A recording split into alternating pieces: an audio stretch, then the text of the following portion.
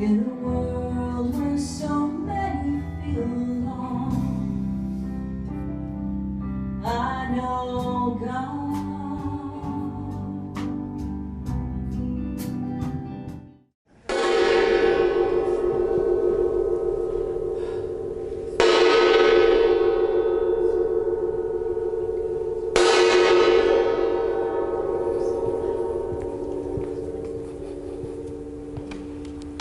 Please join me in prayer.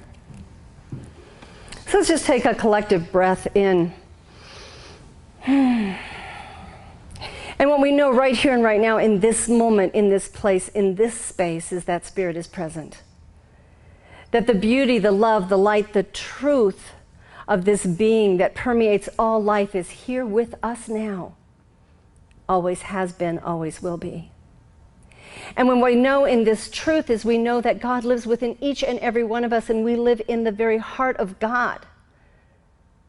We are connected. We are unified. We are one. And as we turn our attention to this time together, we just give thanks. Such gratitude in our hearts for the ability to be here now in this space with one another, alive and well. How beautiful is this? How incredible is this? How blessed are we? And so I know this service is also blessed, and I know that each and every person here is blessed by God. And whatever conditions are arising in our lives, whatever things we are facing, whatever is going on in the world around us, we know. We know that we have this power, we have this presence within us that accompanies us, that guides us, that holds us. How beautiful is that? How reassuring is that? And so in this moment right here and right now, I bless all people everywhere. Everyone who comes together in love is blessed in this moment right now. So we call this good. We call it perfect, and we call it God. We let it go knowing there is nothing else we must do at this moment in time. We let it go, we let God, and together we say, and so it is. As I mentioned before, it is the last Sunday in July. And so we are completing our theme for the month of Pulled by Vision. So I have a question for you. Have you ever forgotten that you are a child of God? Let me finish the question. Have you ever forgotten that we forget a lot of stuff lately, I know that. Have you ever forgotten that you're a child of God? Have you ever forgotten? Have you ever been in the midst of some anguish or anticipation or planning or working through something, and you're thinking it's all on your shoulders and you're doing it all alone? And you forgot for a minute that you have support? Have you ever gone in front of the mirror and judged yourself so harshly that you're not sure if you're going to be able to pick yourself up off the floor, and you forgot that you were created by the divine, that you are a creation of spirit? There is a quote that leads us to today's talk title. And I don't know where it came from because I wasn't given that information in my context that I received on this, and I just thought that the quote was sufficient. So it says this: I woke up this morning with my mind stayed on spirit. And so our talk title today is Stayed. Stayed. We want to keep our attention focused on the relationship we have with God, in God, and as God. And as long as we can do that, everything else will fall into place. And the challenge we have is we get outside of the body and we start getting all caught up in all this other crazy. And there's a lot. There's a lot. You don't even have to look very far. It's out there. And all we have to do is take a breath and go within.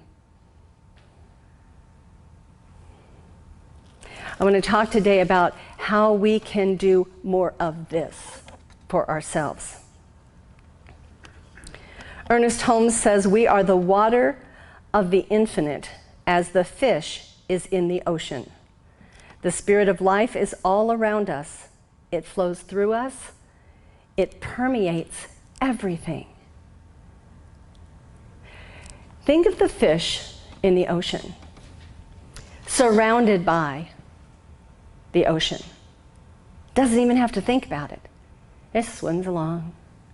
Doesn't have a care in the world most of the time. This is how we are. We are of the infinite. We are in the infinite. It surrounds us. And so we are channels. Each one of us is a channel for good on this planet. So what I want you to think about is that we didn't just come here by accident. None of you is an accident. I don't care what your mom told you. You're not an accident. No, it didn't happen that way. That's a whole different concept. We're not going to get into that piece. You were created on purpose, by divine purpose. You were created and placed here for a reason. And if that reason is simply being you, simply showing up every day and being the authentic you that you are, that's it. Don't make it anything else. It doesn't have to be. We are here by divine guidance. We have the privilege to express who we are in this world at this time. We are in the world, but we're not of it. We are divine beings having this wonderful thing called a human experience. And some days I think, heaven help us all. And I'm sure you have those thoughts as well. You see, the perfection of God is alive within each of us. And the challenge that we have is sometimes we just dismiss it. We discount it. We discredit it. We talk ourselves out of it. And we don't need to do that. When we have our minds stayed on spirit, we are aware of that power within. We're aware of that presence that surrounds us. In our global vision, we see a world in which every person lives in alignment with his or her highest spiritual principle, emphasizing unity. So just think about that for a moment. If each one of us was placed here to have it all, to be that beautiful expression of the divine in all things, in all areas of our lives, what can the rest of us do to support one another in that process? How can we show up? Let me tell you, it's not in that place of critical behavior. It's not asking why your hair is too long or why you're wearing that shirt or what's that hat about. You didn't have time for makeup today? And let me tell you something. COVID was an amazing thing for all of us women in the world who wear makeup, and we're not the only ones who wear makeup, but I've walked out of the house quite a number of times recently without any makeup on because I kind of got used to that, and it was pretty nice. It's kind of free. Until I run into somebody at the store and they look at me and they go, "Hi," and I'm thinking, oh my gosh. I don't even need you to say anything. My brain's going 90 miles an hour criticizing me myself. So we want to look at this idea of how we can support one another in this individuality of creating a better world. Because that's why we're here. That's what Science of Mind is all about. So I only have one point for you today, one simple point. Remember. And let me tell you something that you may have also forgotten. That beautiful organ that lives in your head is a computer. And it has stored everything you ever needed to know. And some stuff that you'd like to forget. And as long as you don't go into panic and anxiety and start telling yourself you can't remember, you can pull from this. You can draw this information out.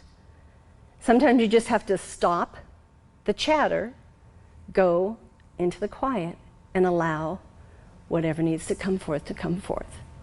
So I want you to just take a deep breath right now for a moment and just close your eyes for a moment and think about the people that are closest to you. And maybe some of them are in this room. Maybe they're people that you just are in contact with on a daily basis. They're people that you love and appreciate. They're family members, whomever. And I want you to identify one person that is going to support you this week in remembering who you are. Remembering who you are. So when you have one of those moments and you've forgotten for a minute, you can make that connection. And I'll tell you who are some amazing people that can support you with this, and that's our practitioners. All you have to do is call them and say, I forgot who I am. And they will take you into prayer and support you in remembering who you are. What I love about living in Colorado is we have so much beauty around us, and that is God expressing in so many ways. Our sky doesn't exist in other states. You knew that, right?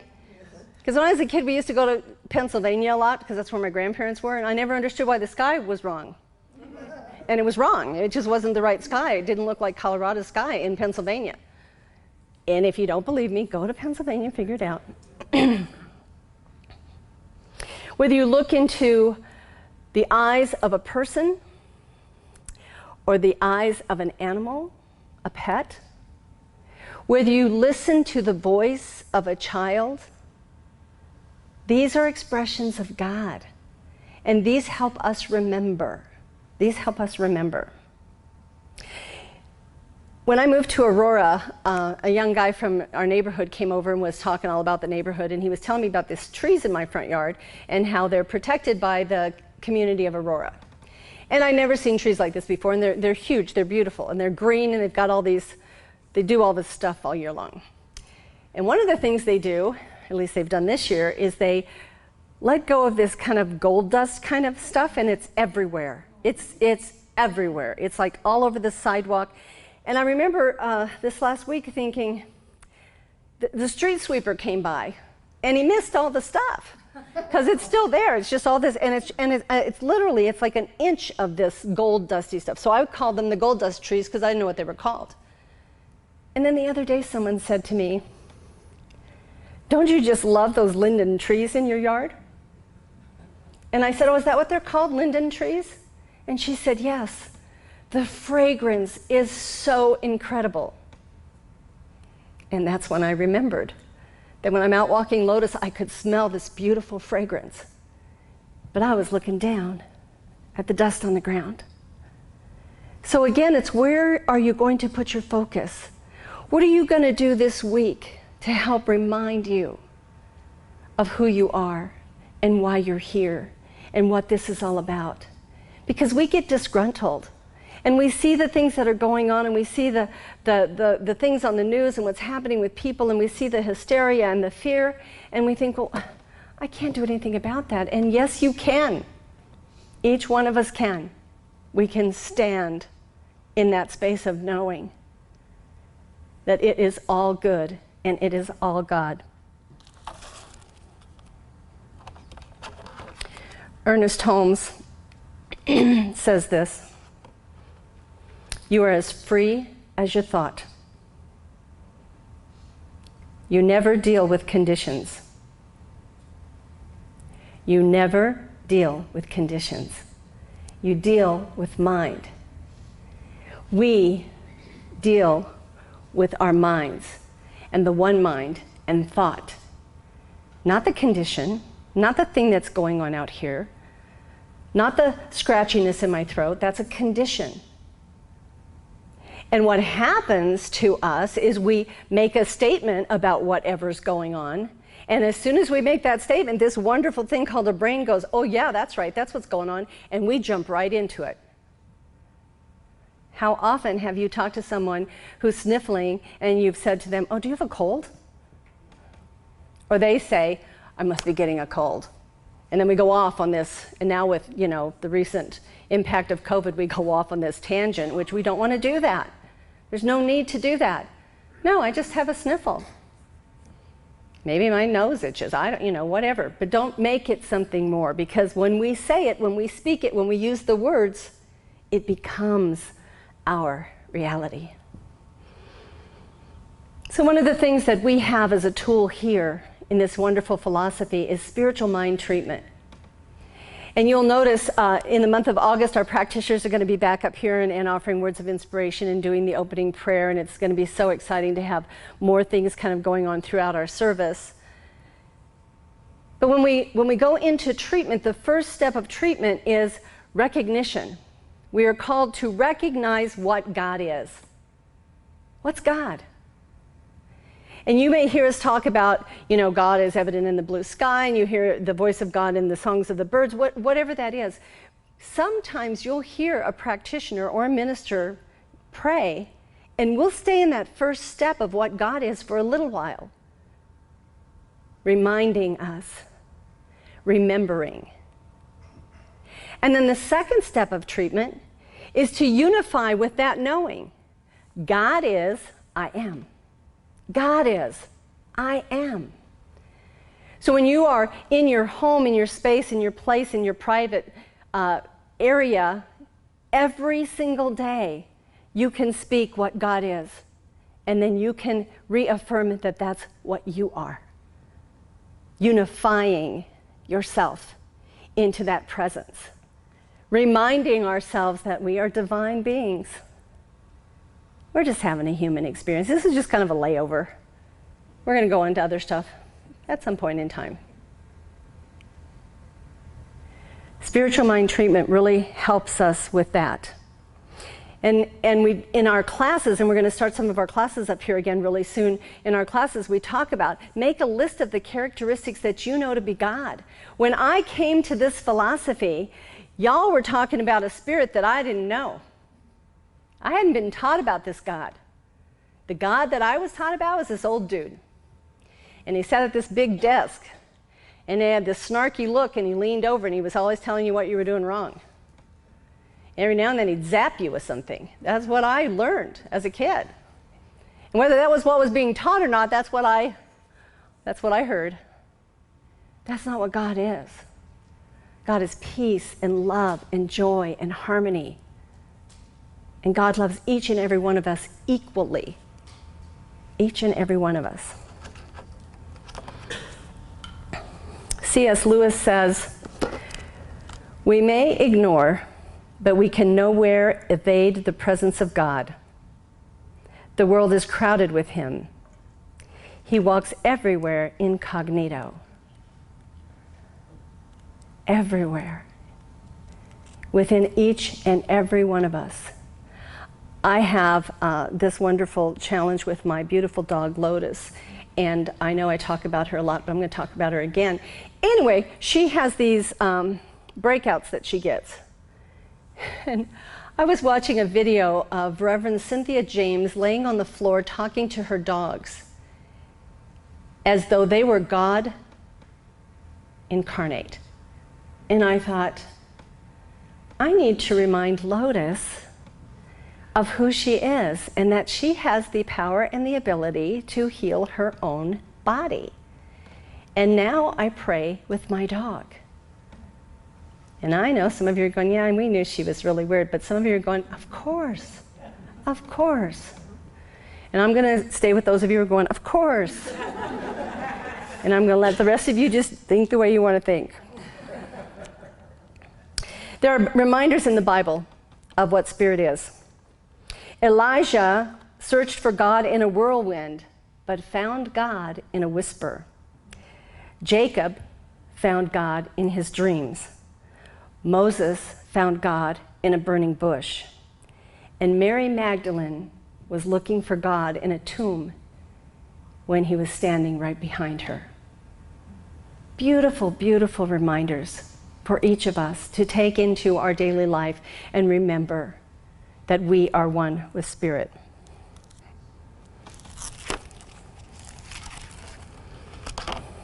So what gets in the way? I want to talk about this for a second. What gets in the way? Negativity. That thumbs down thing. That I'm not good enough, or that you're better than me, or that comparison. You know, comparison, I just discovered this the last couple of years, that when we compare ourselves, we are really living in a space of lack. Which I thought was crazy, but I learned to adjust to that, and I understand it now. I don't have to compare myself to you. I don't have to compare myself to anyone. I don't have to be better than anybody. I only get to be the best me. And that's all I would ask of any of you, is just be the best you. And yes, sometimes the best you may be annoying to me. Be the best you. Be the best you, and allow me the space to love and embrace that. That's how we remember. That's how we remember. So we want to move away from judgment, resistance, self-doubt. This week, I want you to remember, every time you doubt yourself, every time you call yourself silly or forgetful or worthless, stop. We have been away from each other for well over a year. We are just getting back into being together. Sometimes that feels a little crazy. Sometimes that feels a little amazing, but for all practical purposes, it's wonderful. It's wonderful. We get to learn how to be in each other's presence again. We get to learn how to be loving with each other again. The New Dawn community is one of the most loving centers I have ever been affiliated with. And people who come here say that about us. Say that about you. Keep doing that. Keep being that. Being that space and that place of love.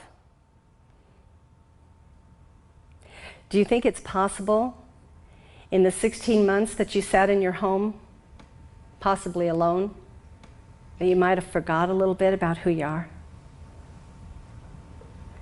You might have forgot a little bit about what the world's about and what your place is in it. Let's take time this week and let's remember.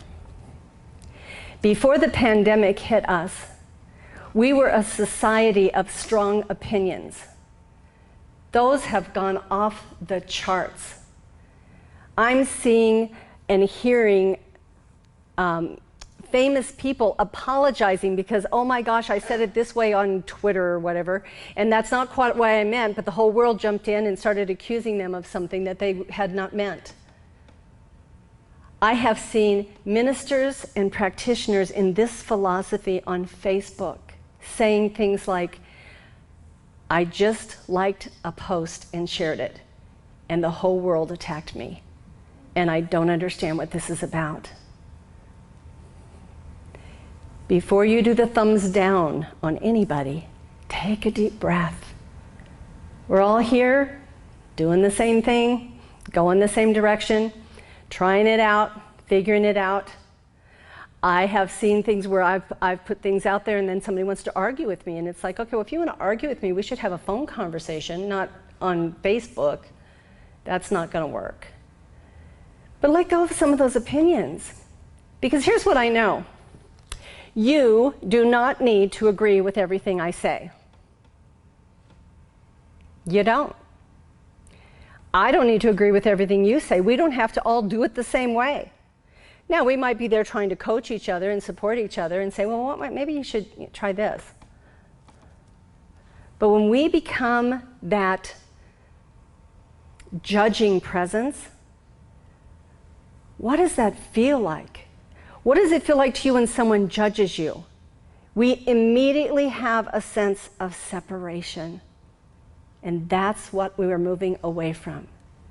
We're moving into coexistence, unity.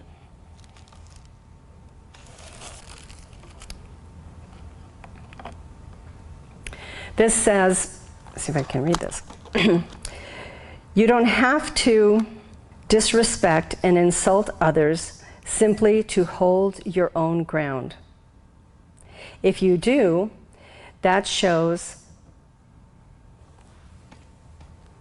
how shaky your own position is. I didn't bring this here for you. I brought this here so that when this happens to you, you understand the person who gifted it to you. When people lash out, when people become opinionated, when people become critical, when people judge us, it's because they're not okay in their own skin. And what do we got to do? Just love them. And if you can't love them in the moment, just be a presence of love. Because they forgot for a minute who they are.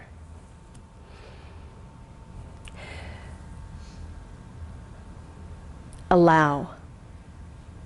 What a simple little word, allow.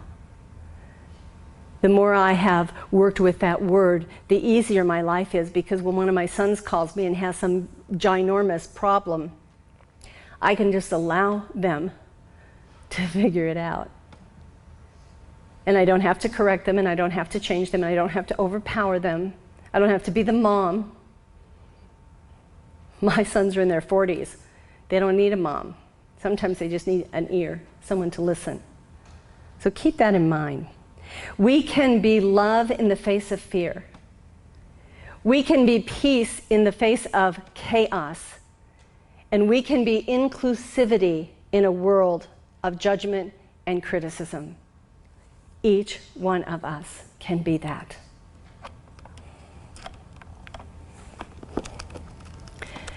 Open-minded people do not impose their beliefs on others. Oh my gosh. Now, I gotta tell you something. Ernest Holmes was a very opinionated man. And he talked about being open at the top. So even though he had an opinion, he wasn't trying to impose his opinion on somebody else. He was just speaking his mind. I want to be really clear on that. Open-minded people do not impose their beliefs on others. They accept all of life's perspectives and realities, doing their own thing in peace. This is who we are. It doesn't take the consciousness of very many people to shift the consciousness of the planet, as long as we maintain that peaceful existence.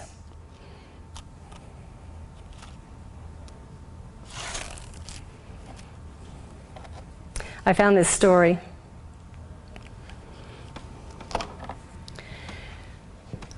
There was a wedding taking place many years ago.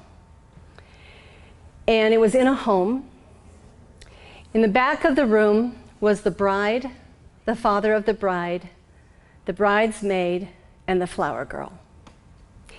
In the room, sitting on folding chairs, was a large amount of people. And what else was in the room was an incredible amount of tension. Tension so strong that you could almost see anger in the energy of the people in the room. The people on the right side of the room weren't looking at the people on the left side of the room. Nobody was talking, nobody was smiling. The wedding march began. The little flower girl looked into the room and was scared. The father of the bride had his teeth clenched so tightly that his jaw was jittery. The bride, in her beautiful white gown and veil, was on the verge of tears, and not happy tears. The bridesmaid, who'd had just about enough of all of the energy around her, kind of shoved the little flower girl to go down the aisle. And it's like, move! The people sitting in the room didn't smile and say, oh my gosh, she's so cute. Isn't she sweet? And the little girl began to reach into the basket and just every now and then remember to throw a couple petals of flowers out. And then the maid of honor, the bridesmaid, began to walk down the aisle. The bride went over and grabbed her father's arm. He was so stiff. She was so upset.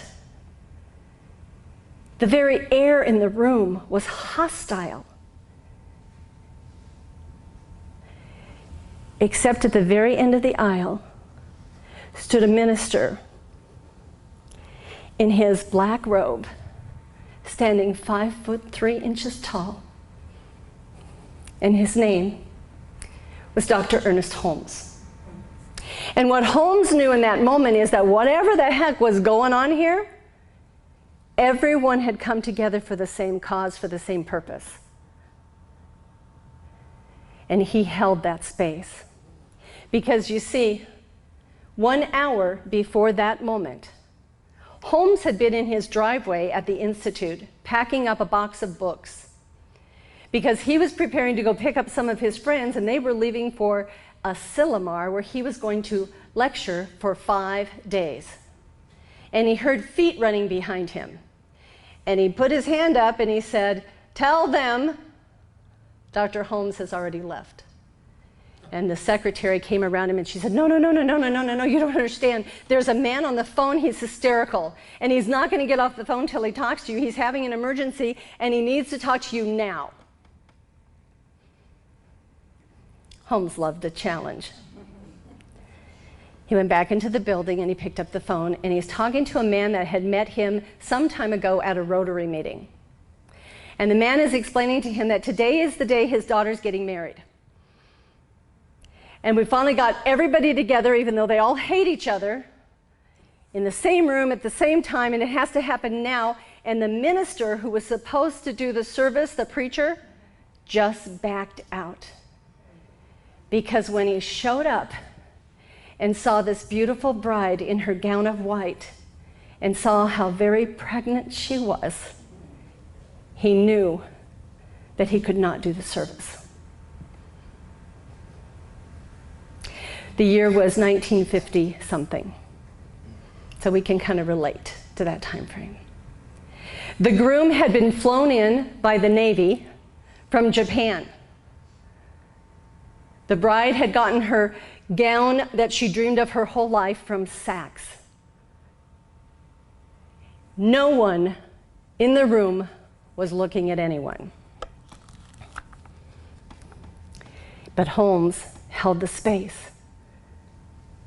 Now, this is what I want you to get from this, among a few other things, is that one man knowing the truth for every single person in the room shifted the energy of this room, and let me tell you how he did it.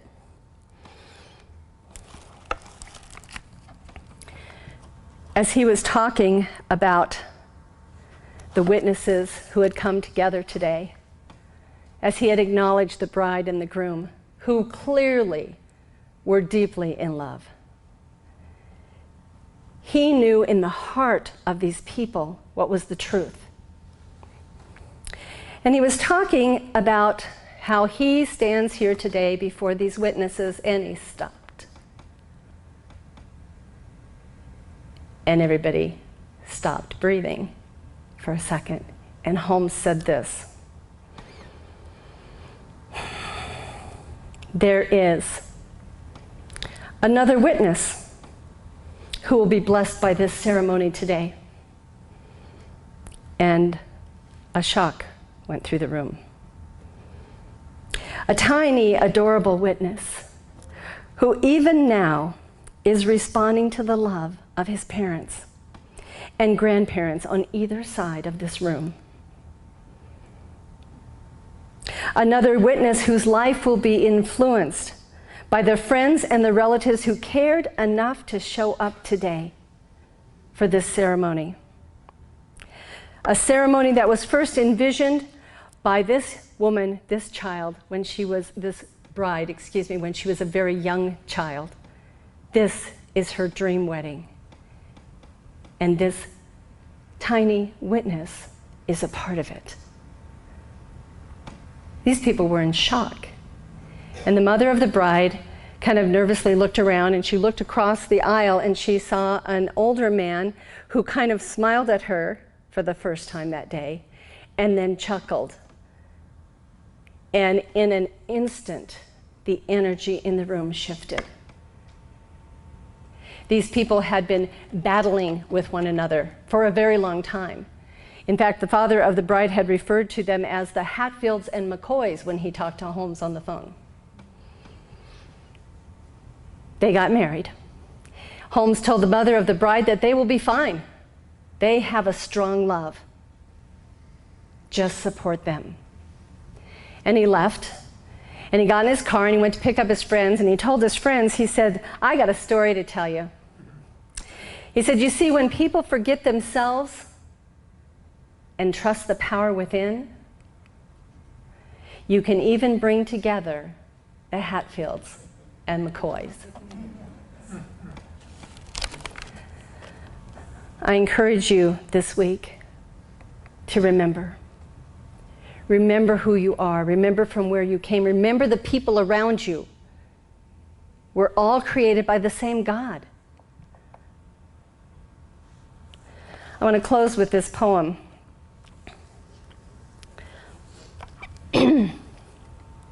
I was shocked, confused, bewildered as I entered heaven's door. Not by the beauty of it all, nor the lights or its decor, but it was the folks in heaven who made me sputter and gasp. The thieves, the liars, the sinners, the alcoholics, and the trash. There stood that kid from 7th grade who stole my lunch money twice. And next to him was my old neighbor who never said nothing nice. Herb, who I always thought was rotting away in hell, was sitting pretty on cloud 9 and looking incredibly well. I nudged Jesus and said, "What's the deal? I would love to hear your take. How'd all these sinners get up here that God must have made a mistake?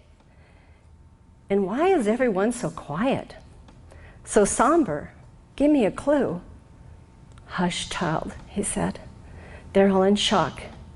No one thought they'd be seeing you."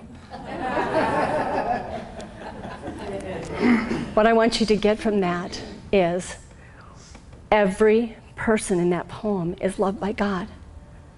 In this poem, they're all in heaven. We are heirs to the kingdom. We are heirs to the throne, and we have the right to create our kingdom of heaven right here, right now on planet Earth. If you believe it's a place you're going to go someday, well, so be it.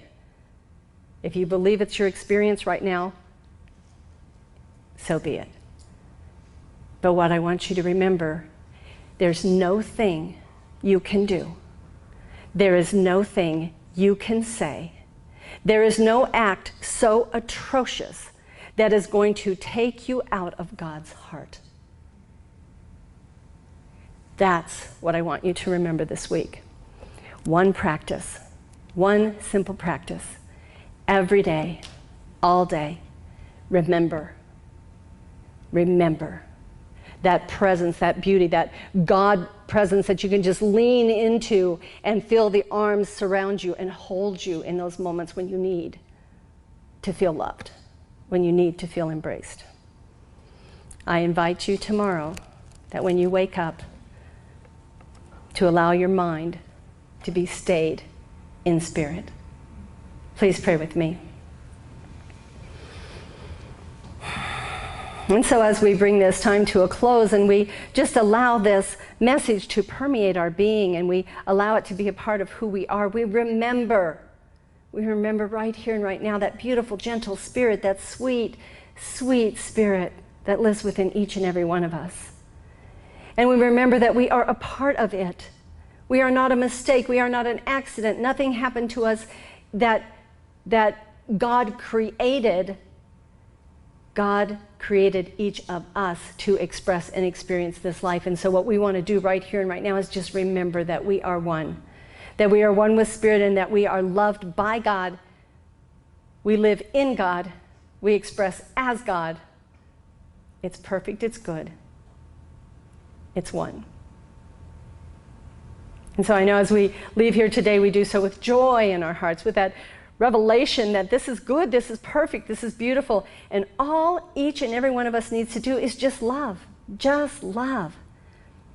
And sometimes we know that's challenging, and sometimes it's just as easy as saying, this is okay, I still love. I still love. I'm here for love.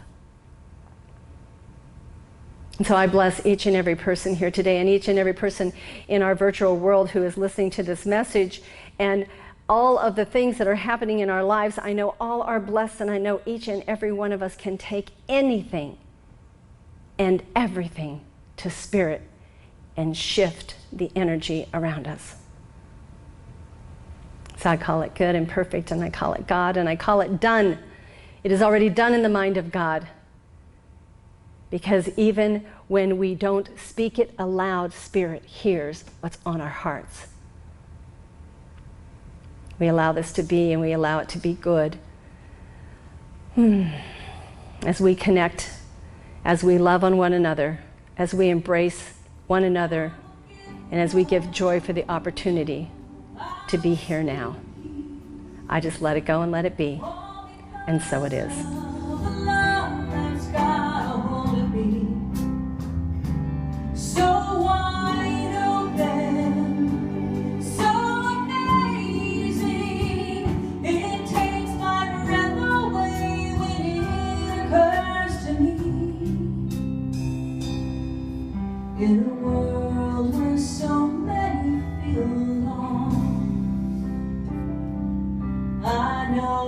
gone.